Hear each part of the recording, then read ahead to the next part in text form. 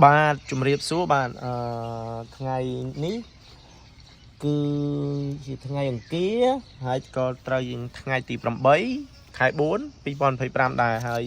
ការថតរបស់ខ្ញុំនេះគឺថតនៅវេលាម៉ោង5 13ទៅ14នាទីហើយបាទហើយនេះគឺជាជីវិតសាមញ្ញក្នុងការរងចាំកូនក្មួយចេញពីរៀនភាសាចិន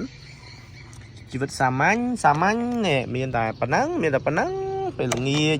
ហើយនឹងមហូបនេះប៉ុណ្ណឹងនេះមហូបគេនេះរូបគេអញ្ចឹងណាហើយហិតក្លិនដូចក្លិនម្ជូរបាទម្ជូរទ្រាប់ហើយជាមួយនឹងកាហ្វេអាម៉ាស៊ូនមួយនេះគឺជាជីវិតសាមញ្ញមួយដ៏របស់ខ្ញុំរៀងរាល់ល្ងាចអញ្ចឹងណាហើយបើសិនជាអាចសូមបងប្អូនជួយចុច Subscribe Channel YouTube របស់ខ្ញុំបានផងបាទអញ្ចឹងសូមអរគុណសូមជម្រាបលា